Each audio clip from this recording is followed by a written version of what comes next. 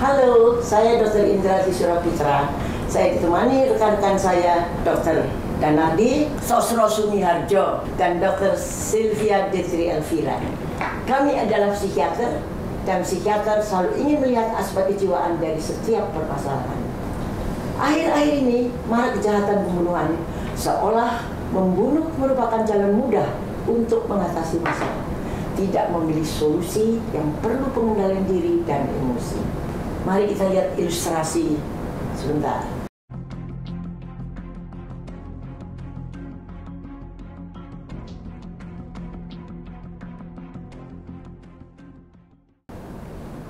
Oke, setelah kita melihat ilustrasi ini, tentu kita ingin mengetahui dulu apa definisi dari pembunuhan atau homicide itu. Ya, kalau kita melihat dari kata pembunuhan atau mungkin istilah di buku-buku sering disebut dengan homicide adalah menghilangkan nyawa seseorang. Nah, ini mengapa juga disoroti di bidang kesehatan jiwa? Karena pada dasarnya menghilangkan nyawa itu perlu suatu tindakan tertentu yang melibatkan aspek pikiran, aspek emosi, dan aspek tindakan. Setuju. Nah, pertanyaan yang muncul adalah kenapa terjadi pembunuhan atau tindakan membunuh itu? Faktor-faktor apa saja yang kira-kira berperan? Nah, tadi saya sudah memulai awal bahwa kalau kita ini mengulas secara kesehatan mental, maka kita akan melibatkan 3 hal, yaitu aspek di pola pikirnya, aspek di pola perasaan atau emosi, kemudian di tindakannya. Artinya bahwa pada manusia tersebut ada pola pikir, ada pola emosi, pola tindakan yang sudah mengarah kepada sesuatu yang tidak biasa, sesuatu yang tidak normal berjalan seharusnya. Jadi ada sesuatu yang menjadi lepas kendali, ada sesuatu yang menjadi tidak ada kontrolnya lagi. Nah, kalau kita berbicara kesehatan jiwa ini ada berbagai kondisi kejiwaan atau berbagai diagnosis yang sangat memungkinkan munculnya gejala mengapa seseorang itu lepas kendali. Salah satu yang di dalam kondisi kesehatan jiwa yang terberat adalah yang namanya gangguan psikotik. Salah satunya schizophrenia, ada juga gangguan waham yang menetap.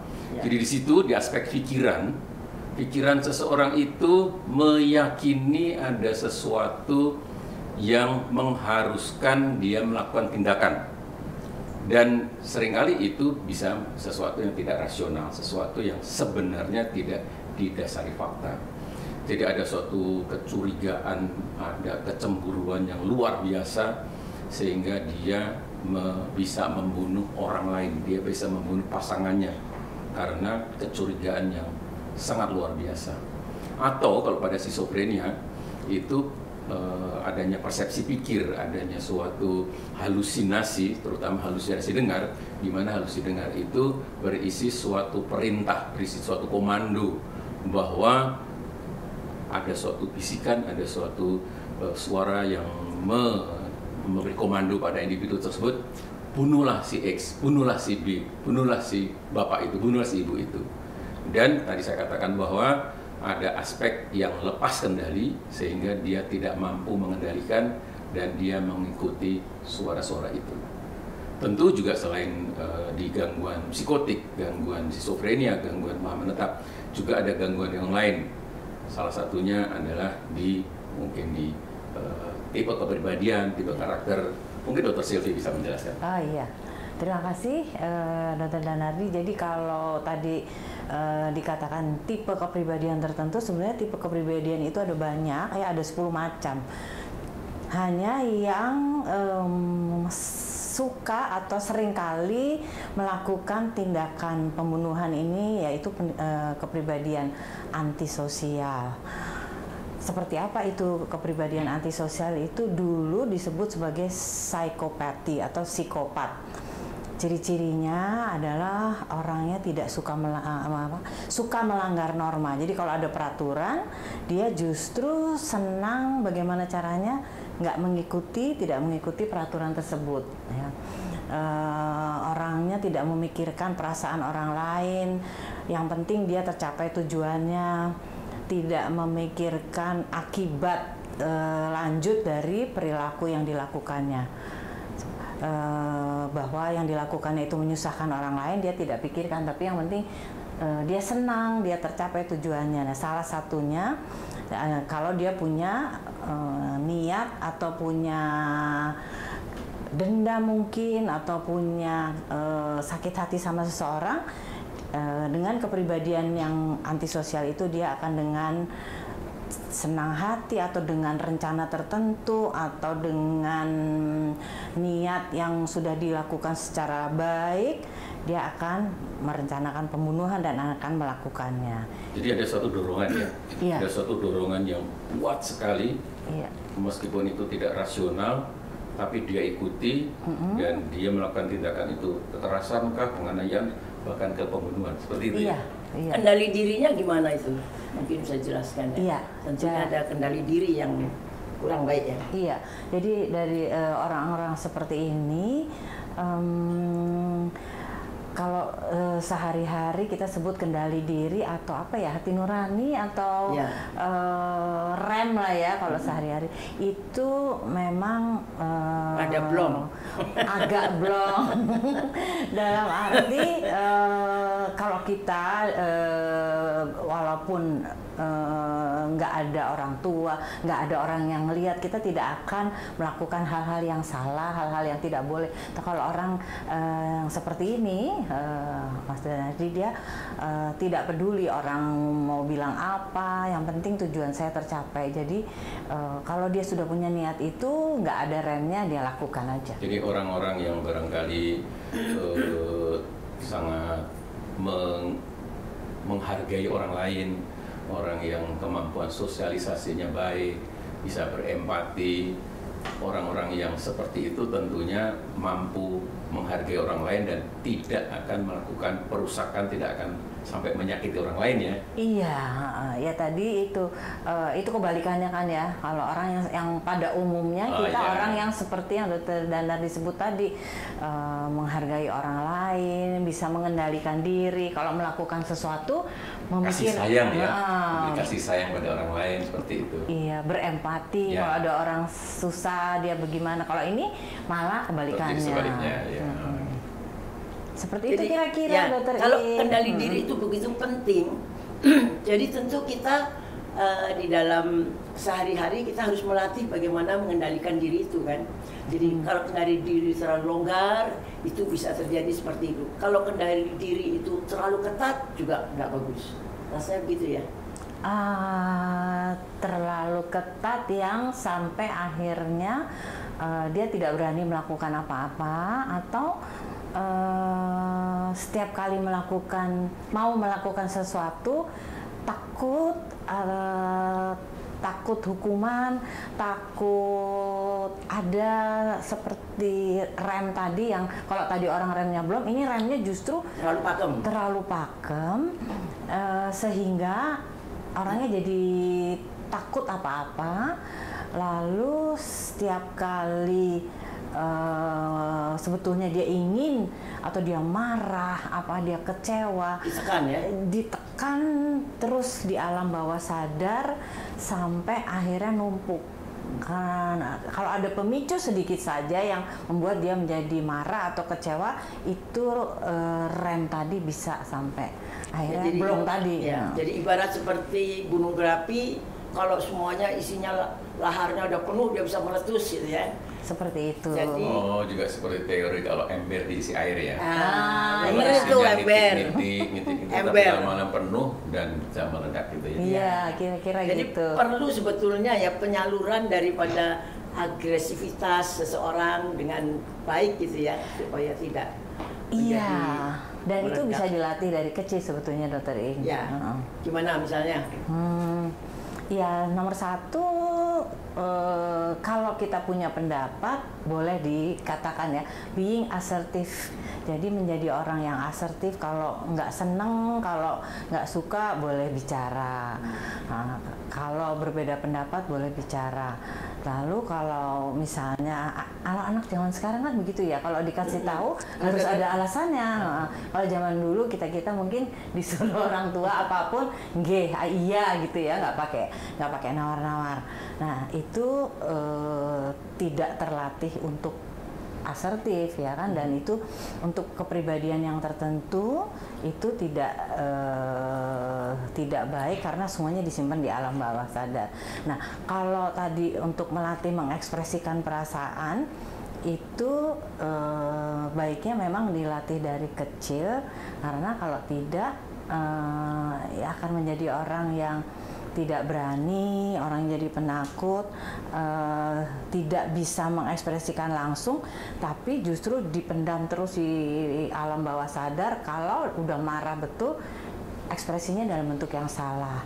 Nah, untuk melatihnya bisa dalam bentuk latihan. Kalau orang Jawa itu bisa macam-macam ya, bisa dalam bentuk latihan untuk meditasi. Menahan diri, meditasi, puasa. Dalam agama Islam pun juga begitu, agama yang lain juga seperti itu ya. Nah itu adalah latihan untuk mengendalikan diri supaya kita bisa tertata dan remnya tidak blong tadi. Iya, jadi. Dan juga perlu juga barangkali ya agresivitas itu bisa disalurkan dengan baik, misalnya ada kegiatan-kegiatan dialihkan ya, dialihkan. Agresivitasnya dialihkan. Iya. Saya ingin tahu bahwa kalau tadi berbicara keperbedaan antisosial, apakah orang seperti itu kalau dengan dihukum apa bisa jera seperti itu? Iya. Kalau orang dengan kepribadian antisosial itu dia katanya nggak bisa belajar dari kesalahannya. Rasanya biasanya cenderung menyalahkan orang lain. Nggak bisa. Jadi ada mekanismenya. Ya. Defense-nya mesti menyalahkan orang lain atau lingkungan gitu kan. Kenapa seperti itu? Karena conscience atau super ego atau hati nurani atau remnya tadi itu kurang atau bahkan tidak ada ya. Dari kecil tidak terlatih, mungkin dari anak yang terlalu dimanja, yang nggak pernah dilarang, jadi apapun diminta dikasih, sehingga dia tidak tahu mana yang benar, mana yang salah, pokoknya dia pengen harus diturutin. Nah gitu. itu bisa dia melakukan kekerasan sampai membunuh, itu tidak ada rasa penyesalan, bisa begitu kan? Bisa, bisa. Itu Tadi pertanyaannya Mas Danardi, apakah dengan dihukum dia menjadi jera? Rasanya juga tidak ya, kalau tidak diterapi. Ya, tidak berubah. Berbeda ya, jadi di penjara sama di terapi itu sangat berbeda ya. Beda. Itu kan fisik aja kalau itu kan. Sedangkan yang internal struktur kepribadiannya nggak dipegang apa-apa ya, percuma. Jadi kalau dalam terapi artinya dibikin awareness ya, dibikin pemahaman bahwa individu tersebut dengan melakukan tindak kekerasan pembunuhan itu apakah menurut dia baik, apakah menurut dia itu mau seperti itu, apakah itu mengganggu dirinya. Jadi dibikin awareness bahwa perilakunya seperti itu, apakah mau lanjut atau tidak, mengganggu atau tidak, itu dulu ya, jadi dibuat awareness itu ya. Dibuat kesadaran atau awareness, karena selama ini itulah langkah terapi ya. Itu langkah terapi. Dibuat kesadaran. Nah seandainya misalnya bahwa dalam perjalanan bahwa mulai berlatih, mulai belajar mengendalikan diri, tapi ternyata bahwa tindakan dorongan itu begitu kuat, apa bisa dibantu dengan obat? Bisa, kan psikiater bisa memberikan obat. Ada obat-obat tertentu yang memang untuk menahan supaya orang bisa lebih atau lebih mampu mengendalikan diri. Ada. Jadi saya kira paralel ya, kita kasih obat, terus kita kasih psikoterapi, ya kan? Komprehensif ya. Komprehensif. Jadi pada dasarnya obat itu adalah penahan atau pengurangan gejala yang menekan dirinya agar supaya berbuat sesuatu, tapi kemudian di mindsetnya, di pola pikirnya kita edukasi bahwa tindakan menganiaya, tindakan pembunuhan itu bukan sesuatu yang diizinkan, bukan sesuatu yang baik untuk orang lain, sehingga dia membuat dirinya melakukan perubahan perilaku gitu ya. Iya, jadi sebagai terapis kita mengisi hal-hal yang kosong. Mungkin dari dulu dia tidak tahu karena tidak pernah dimasuki nilai-nilai itu.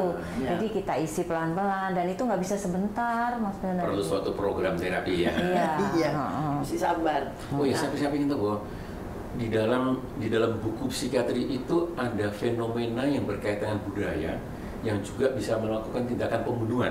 Seingat saya itu ada 2 Carok. di Madura, Carok. Dan juga di Sulawesi Selatan itu Siri. Ada yang bisa menjelaskan ini? Ngeri itu. Kalau saya sih kalau Caro nggak bisa deh. Mas Danar juga nggak bisa. Secara budaya gimana ya? Setahu saya Caro itu suatu juga kalau dibuat malu. Jadi dibuat malu, maka dia harus membalas malu itu, dan membalas malu itu biasanya juga dengan mengangkat senjata, dengan menggunakan apa itu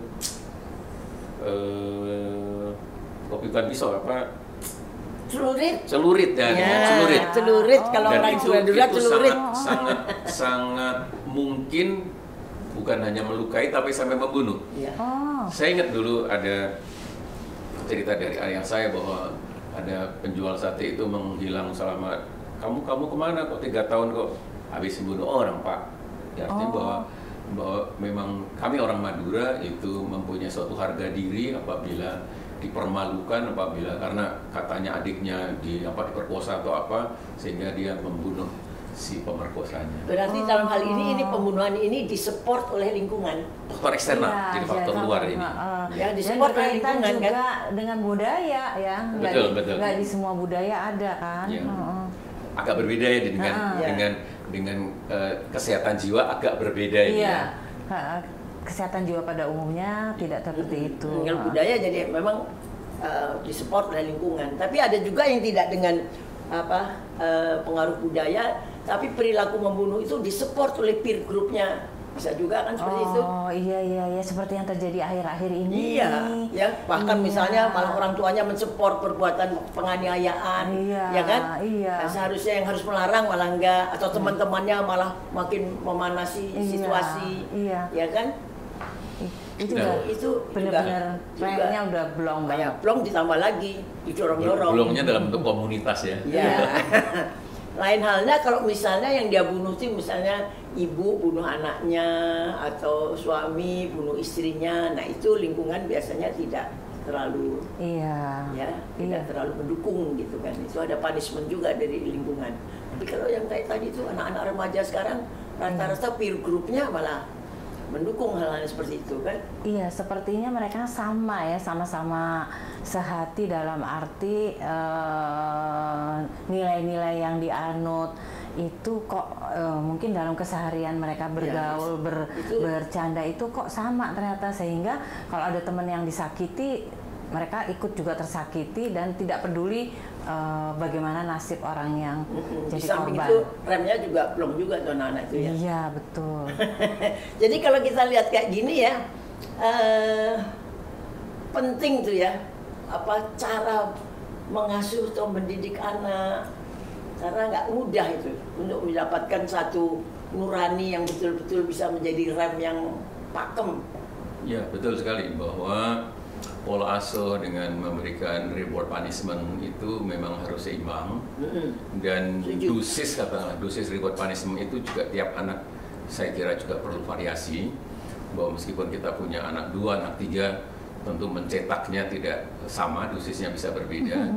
Orang tua harus jeli melihat bahwa si anak ini memang lebih pantas diberi hadiah daripada diberikan hukuman.